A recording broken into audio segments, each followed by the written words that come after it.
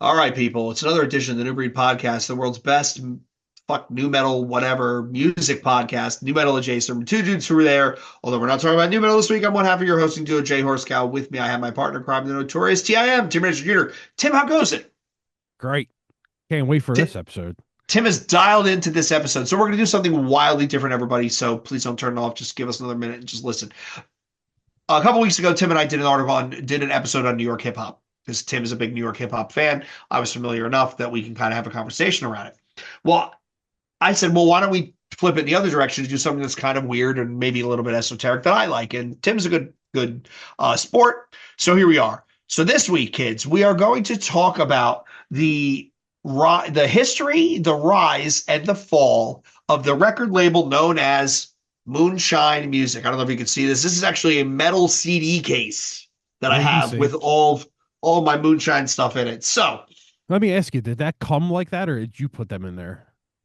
oh, I filled it with CDs. It came with the Okay, empty okay. sleeves, Oh, but okay, these are okay. all Jesus, these are all the Moonshine CDs that I own, and this is actually isn't even all of them.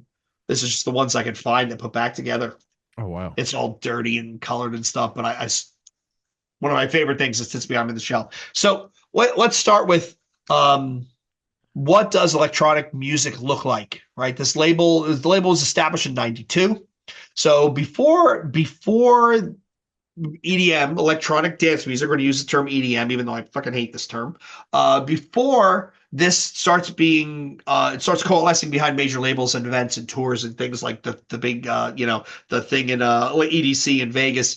It was basically regional areas. Kind of like hip hop. There were regional areas that were all different pieces of electronic music. And you had Chicago was all house music. Detroit was all what we know as techno. There was what we would call rave culture, rave gatherings, the rave scene.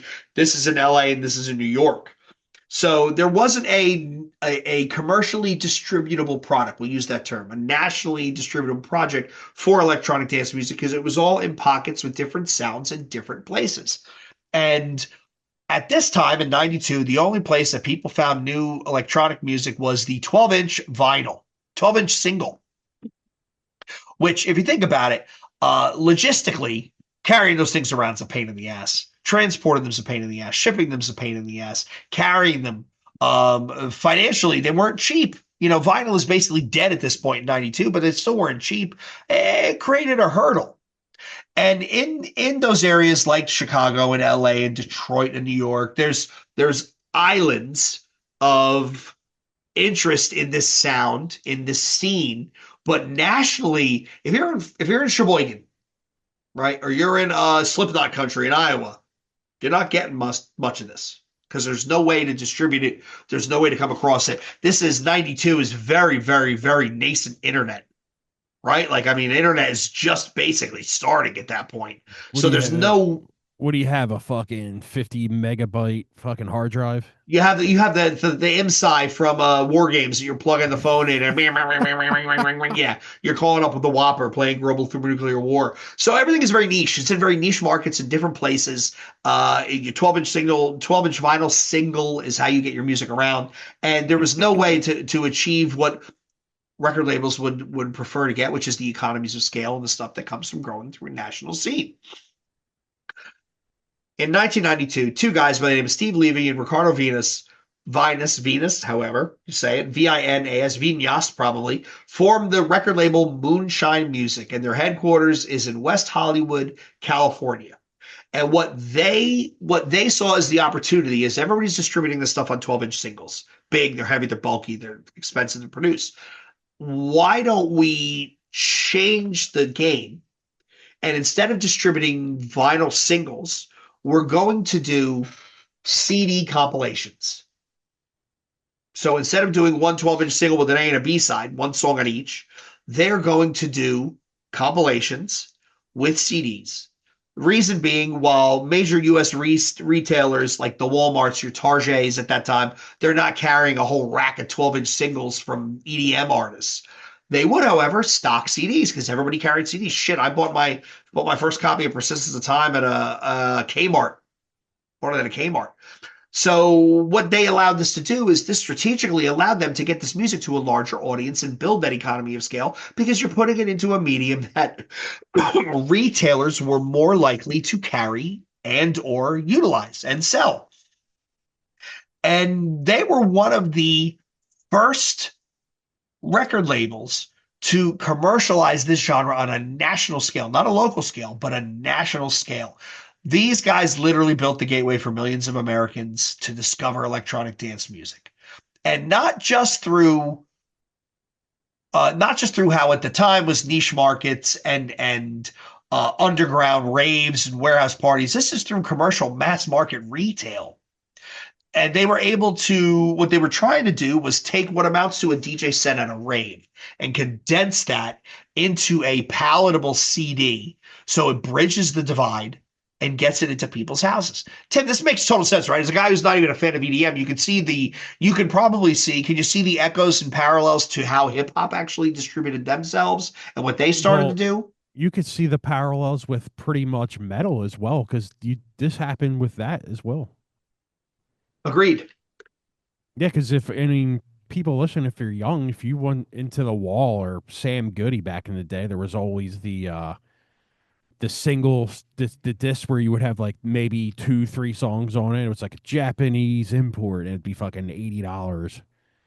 You Yeah. remember them? Like the little Yep. slim ones. Yeah, I, with I the have with a the thing along the side. Yeah. I bought Halo 3. It was the Sin Halo. You remember the Sin Halo? Yep. Yep. And it had Get Down, Make Love on it. It had Sin, obviously. And it had like some import song that was only Japanese at the time. Remember they used to do it? Japanese I only. I spent a ridiculous amount of money for the Machine Head "Take My Scars" single Oh because wow. "Negative Creep" was the B-side, a cover of Nirvana's "Negative Creep." Oh shit, okay. Yeah, so that took 3 orders from Amazon and a lot of money, but I eventually got it. Yeah, Amazon, how long has Amazon been out? I actually can go back to my first order. My first order at Amazon was I think 96, 97. Holy shit. Was it a book? Yeah, I think it was I actually still have the book over there. It was the Encyclopedia of Unexplained World Events, some weird conspiracy theory book. Hold on, I can actually tell you. It's orders. Oh, you can Was look it that far back. Yeah, I can look that far back. I didn't place any orders in 96. It had to be 97. I didn't place an order in 97 either. 98. My first order was February 16th, 1998. Wow. Or Not to Be, a collection of suicide notes. Oh shit, And this then is the history of Freemasonry, Robert's Rules of Order. You know what? I definitely have orders that go back further than this. Oh, no, no. That was it. That was it. Yeah, 98. dude, I got look at this. My first order, December 7th, 2009. Can you guess what it was? December 7th, 2009. You're never The gonna Marilyn guess it. Manson book. No, you're never gonna guess this. It's a book, but it's hilarious. And What is it? I remember why I ordered this. Every night Italian, 120 simple recipes you can make in 45 minutes. Man, we were out there.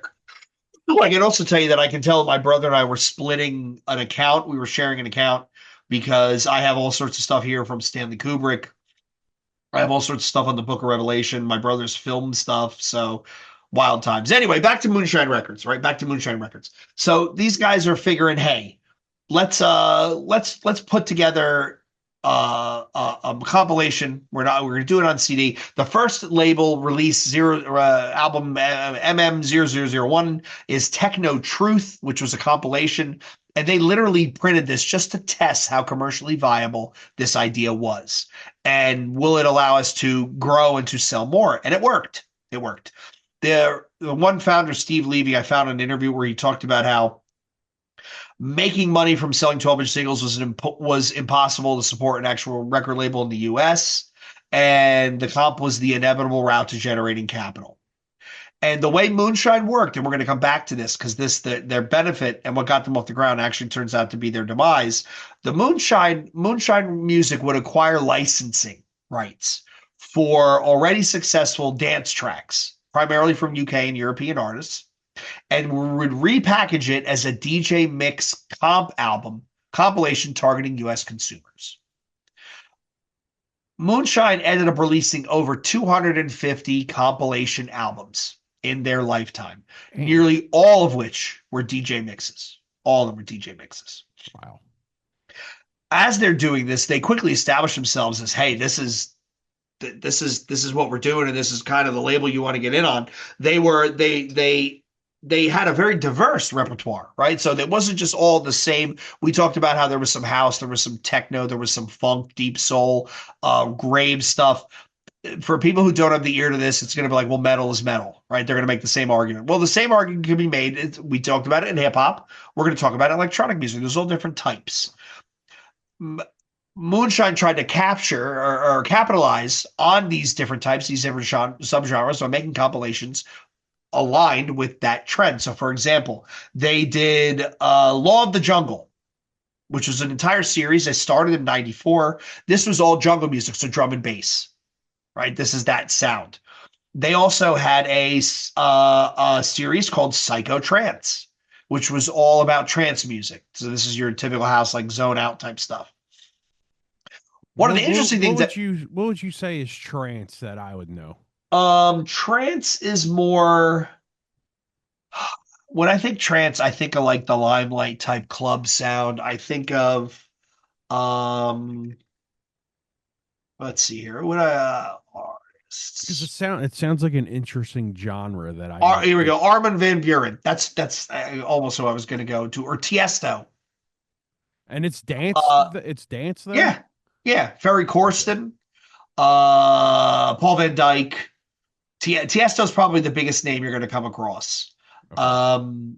It's got vocals, right? So there's vocals, which is another big thing with trance. It's not all electronic and samples. There's somebody typically singing in the background. It's just a different type of it's just a different type of electronic music is meant to be played in big rooms with a lot of people dancing and having a good time. That's probably the best way I would describe it. The One of the series that they put out that caught my ear, which I actually have a couple of them here in the book, was they did a series that started in '97 of Happy to Be Hardcore. I've heard of these. And this is happy hardcore. So this is when you say hardcore music in Europe, people don't necessarily think Agnostic Front or Hatebreed. They think sometimes this stuff, Noise Kick, and who's the other guy that does this stuff? Dong dong dong dong dong dong dong dong dong dong dong, like that, like real intense, Germanic, like rave type stuff. Funnily enough, I read a book all about it. I think it was called Generation Ecstasy. It was all about the rise of house of electronic music in the late '90s, and they talked about the reason why you have that happy hardcore, Nightmares from Rotterdam, that noise kick type stuff, right? Which is very dong dong dong dong dong, versus the Ibiza stuff that came from the Mediterranean, very mellow, very like more chill out, down tempo.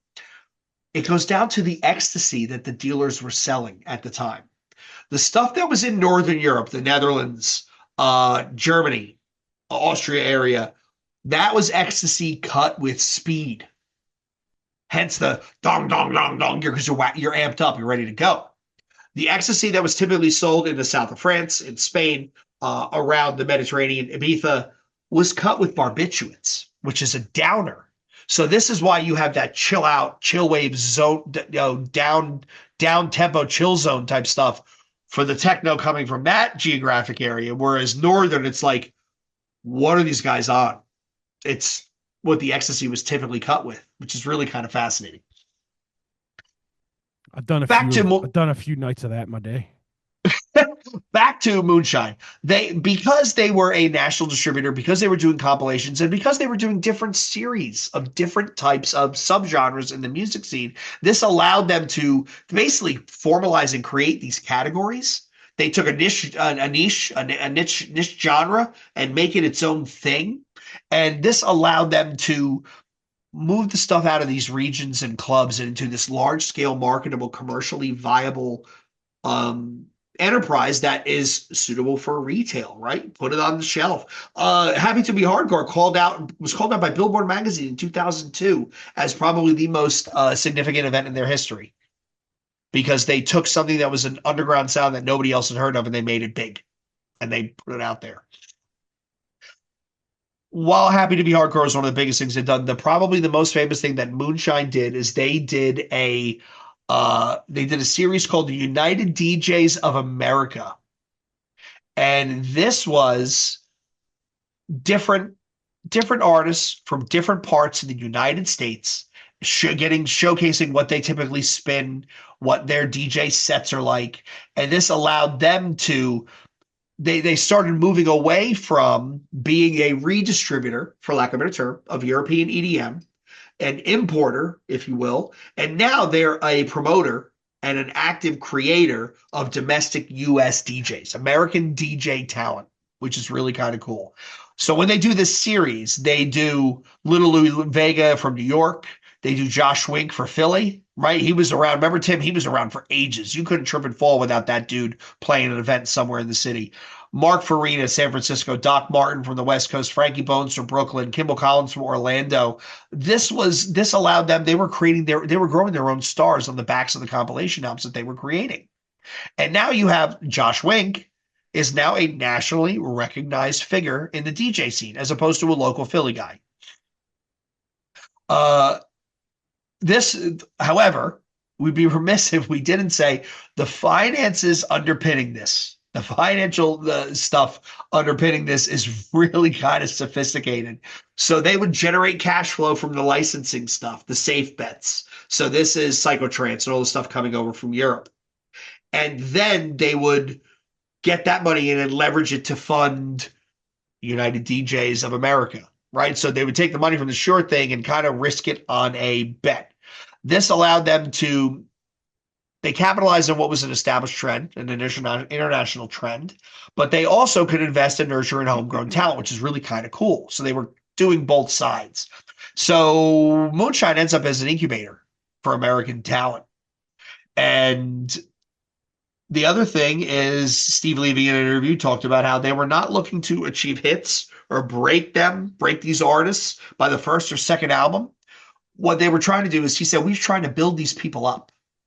And we want to demonstrate a patient, subsidized model via compilation, which was unique because at that point, everything was aggressive and short term. And what's your hit? Go, go, go, go, go. You need to. I think at this point, while they're using one hand to pay for the other, right? It's all money going to the same kitty. We need to talk about how this licensing machine worked and the commercial revenue that it's this commercial model. It generated millions in revenue, but like hardcore kids, the underground ravers were pissed off because they said, these are people who are independent, anti-establishment. This is your typical punk rock hardcore scene. The criticism leveled against Moonshine was they weren't a visionary. They weren't doing A&R, artist and repertoire. They were really just a licensing machine.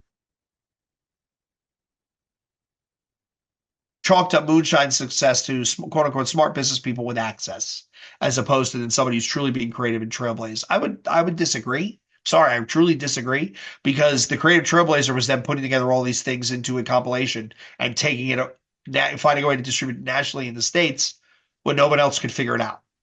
It never would have blown up, right? It's like when people who love Nirvana, then they blow up and then they hate Nirvana. It never would have blown up unless someone had the vision and the foresight to do so, which is kind of normal. We saw this in hardcore. You see this in punk rock. You see this in every subgenre, the geeks, the mops, and the sociopaths argument.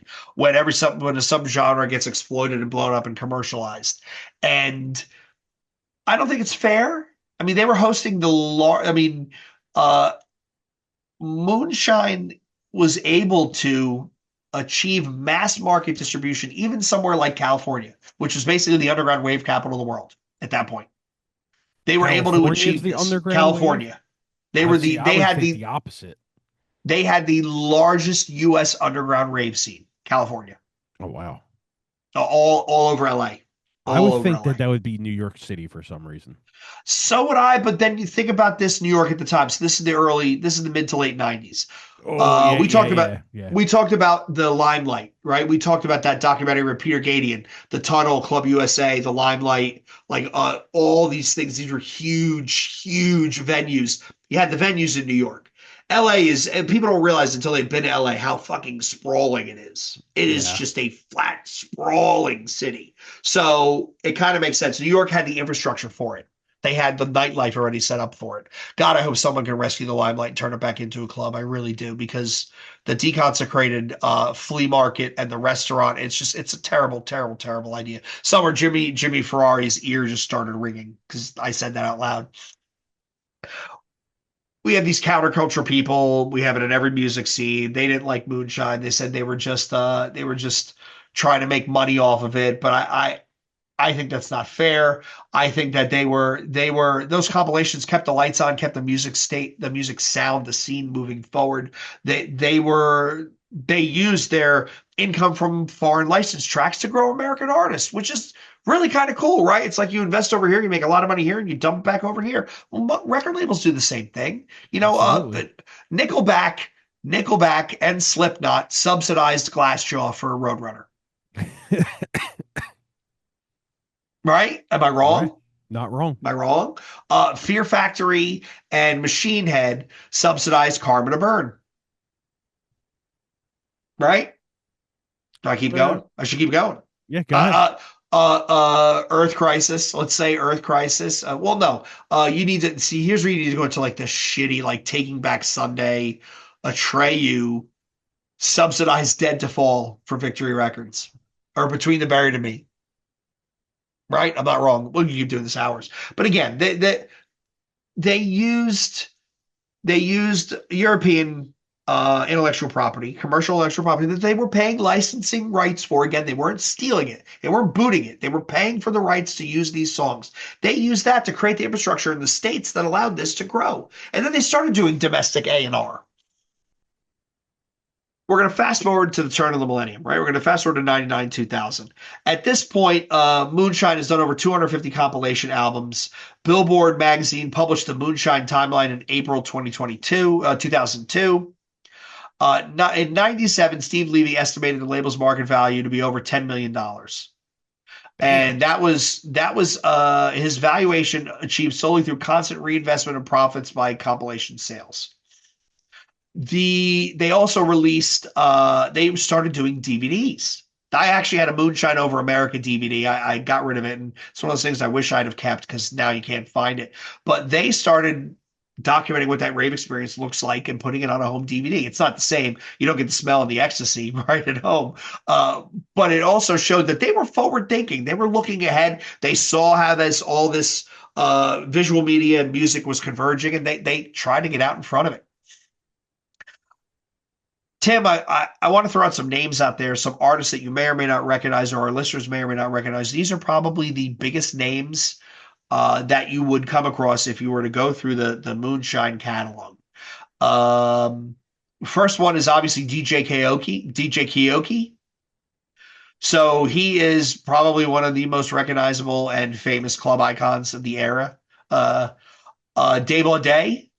He was involved in something called the Lunatic Fringe, which was a band signed to Moonshine, which was co-founded by O'Day and Steve Levy.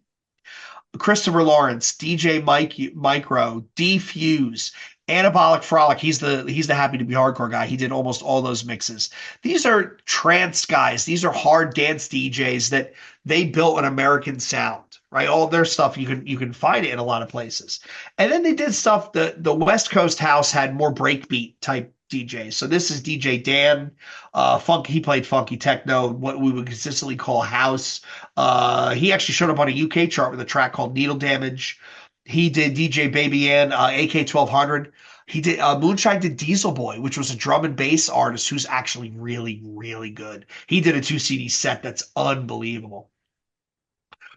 At the time, Moonshine is the first one to foster this American superstar DJ identity where it didn't exist anywhere else.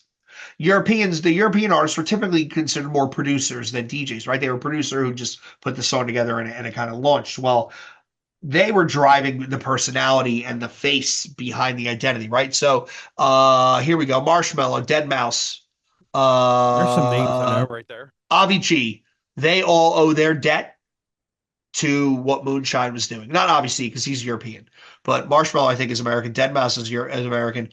They owe their debt to what these guys are doing. They created dance music as a viable commercial option in the late 90s. Is he the dude that wears like that white like mask thing, or what does he wear? Marshmallow wears the giant white, looks like a Lego head. Dead Okay. Mouse wears what looks like a giant, almost like Mickey head. It's the mouse with the giant ears. And they're And for the they're both huge, aren't they? massive, massive. For a while, you couldn't Dead Mouse. You had no idea what his face looked like because he was never photographed without his mask on. Is that the dude that has his name with like a five in it or something? Yes, Okay. Dead Mouse 5. Yes, Okay. yes. I thought so. See, I do know a Internationally, little bit. no, you do. I mean, dude, this stuff it enters pop culture. Like you can't escape from it. You can't. Uh, Along with the American stuff, we've got the international guys. You've got a guy by the name of Ferry Corsten. He's a Dutch trance guy.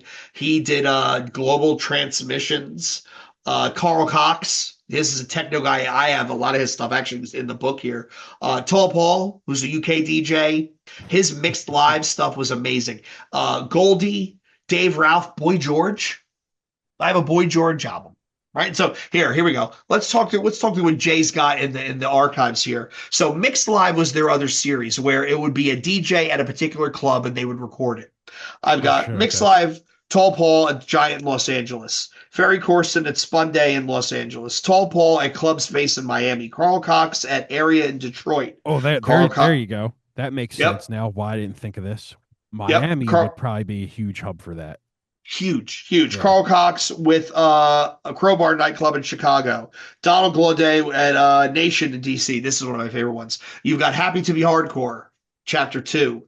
I've got Dave O'Day again in St. Louis. I've got Tall Paul, Mix 1. The New Era Slip Mat. This was all Happy Hardcore. I've got actual Gabber here, right? Hardcore. This is the, hey, let's do that crystal meth, lace, ecstasy, and take over shit. Donald Glaudet, Off the Hook. I've got what else do we have here? Shit, DJ Micro. I have a night out with Boy George. He actually did two CDs: a night out, which was all techno stuff, a night in, which was chill wave stuff that you put on at 3 a.m. when you come home from the club, but you got a bunch of people with you want to hang out. I got DJ Henry. I got Donald Glaudet in the UK, and I have Happy. This is my favorite one, Happy to Be Hardcore, Chapter 4. This one's definitely a keeper. Had to go to SoulSeek to find some of these things. A night in. Who's it by Yes, again? Boy George. Let's see. And well, we're going to talk about it. You might have, it's definitely a soul seek thing. Oh, it's not going to be on Apple Music. No, and we're going to talk about that in a minute. Nope, A not night on in here. with no, a night. It's a 15 track, 73-minute chill out compilation mixed by Boy George. We're gonna have to go to Soul Seek, so we're gonna get to that. So we've talked about all these DJ Dan, Ferry Corsi. We've talked about all these artists. In the 90s, you have Moonshine comes out at just the right time because it coincided perfectly with the US rave scene, which just explodes. It literally erupts in the mid 90s, where all the genres kept splintering at a massively accelerated rate. You have the psychotrance stuff, which is commercial trance, drum and bass, happy hardcore. You had so much all just breaking out, doing different things in different places. It literally explodes. And back in those days, finding new artists was kind of difficult, right? Unless you bought everything that you came across, you really didn't know. So that's why the quote unquote mixtape, which is a CD, which is a DJ mix compilation, was a huge importance in that market because it allowed you to experience a lot of different artists all simultaneously. And most of your big clubs at the time were London, Berlin, New York. The mixed CDs, the mixed live, this simulated the experience of what it was like to be on the dance floor when one of these guys was DJing, which is really, really, really cool. And it allowed you to understand what's in the DJ's head, but you also came across new music. You came across new sounds or experience. If you go to Paul Van Dyke's Transport, that one, Transport, NCE comes over again, comes off in my research again and again and again as something which was huge. Um, Moonshine helped show that it's not just the music, but it's also the music curated with the experience. Is this something that you know? I can't see what's the name. It's Boy George. It's his first record. Oh God, no, I don't know that. It is called Sold. 1987, 11 tracks on Virgin Records. That is definitely not trance music. That is absolutely, absolutely culture club, proto culture club. So he must have started out as one of them guys. Oh yeah, he was a musician, and they probably Moonshine probably went to him and said, "Hey, if you want to do like a celebrity guest put together, we'll put it together." Funny thing is, Tim, I can't rip a lot of these CDs in my CD player because the backs of them are so scratched up because I've used them so often that some of them I've actually had to go out and so like my Happy to Be Hardcore, this one, the back of it is basically shredded. I have to go and find. I either have to purchase another copy or find it on SoulSeek because otherwise I can't listen to them. It's really kind of anyway. He Anyway, he let's just put let's. out he just put out an EP February 6th. He's still going. God bless. So Yeah. let's start to wrap this one up. So in the late '90s, we have what you and I have talked about this previously, and the rise of new metal, the electronica hype cycle. This is where the sneaker pimps and Fatboy Slim and Moby and all that stuff really gets pushed. Now, Moby, Fatboy Slim, great, uh, timeless, low fidelity all stars, sneaker pimps, so Fluke. Some of the other bands that come out at that time don't really land because everybody was doing the same thing. And it also showed that Moonshine was the failure of the greater electronica hype cycle showed that Moonshine truly was onto something when they used their money to cultivate their artists because they built a appetite for their product, for their music before they actually tried to push them out there and hype them up. So you can actually see where that electronica hype cycle failed because they were unable to replicate the success of Moonshine by using income from one side to grow the repertoire of another. How much does see now I'm getting interested in some of this stuff. How much do you lend, or maybe it's the opposite, to synthwave, to the EDM scene? I mean, because if you listen to some of it, not that it's very similar, but there is similar architecture to that Um, stuff. Because synthwave would be first, yeah, obviously. That's 80s. yeah. But like I how think much of that, there's you know what I mean? they definitely have some shared roots if we went back far enough. That's what I mean. Like how much of that comparatively is maybe like a what would you say, like well, you get death metal, though. What's some of the first death metal in the 80s? Venom, maybe. Yeah, Venom, I mean Deicide. Deicide, shit like that. Yeah. But to your point, a lot of that stuff. So if we were to truly do an episode on quote unquote techno, we would talk about how a lot of that stuff was European, came from the influence from the States. So Chicago and Detroit in particular were very influential. And you had artists that would go back and forth. They'd go to Uh-huh. Detroit, they'd pick up some funk or soul, they'd go home, they'd mix electronically, they'd come back and DJ, pick up something else, go back and forth. So that a lot of that erupted at the same time, and I would say that if you and I actually did some digging, we could find a way to tie it together because it probably has the same genetic kernel at the Yeah, bottom of it. yeah. And then another thing I always wondered about this stuff is how would it be as big if the drug scene and club scene wasn't involved? No, no, That's what I always thought. Yeah. no. I mean, the techno music would not be as big as it was if there wasn't for ecstasy and raves. Yeah. That's I mean, that's look at the that's what movie I always Go. thought. The movie Go is a 2 hour movie about getting drugs for a rave.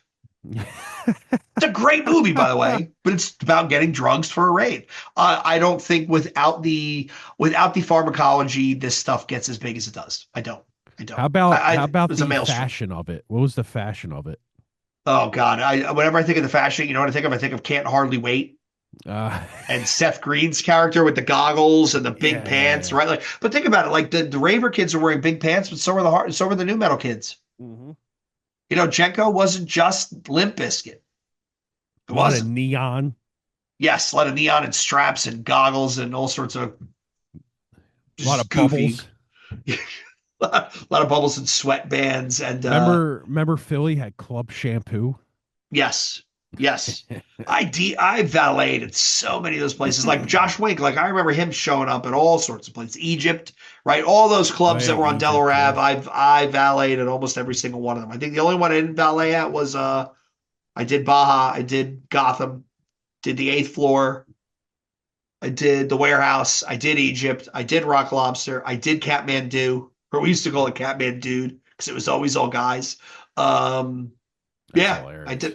did all those back in the 90s. That was that's how, that's how I drank my way through college. All right, so let's take this one home. So the one co-founder splits in 97, he forms Thrive Records. Thrive gets known for doing it's still electronic music, but they pivot towards IP, especially with music soundtracks. So Memento, Requiem for Dream, Pie all come out on Thrive Music, and he's kind of the smart one. He pairs up with Paul Oakenfold, who's a famous DJ, right? Starhead Surprise with our boy Shifties from him.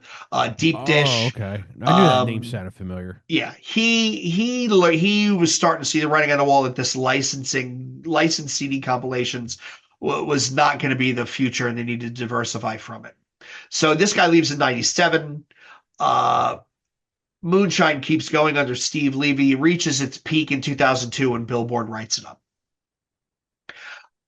Now, the end. There is nothing really publicly available regarding financially how the company fell apart because it was a private company. The bankruptcy filing, I couldn't find it. None of that was out there.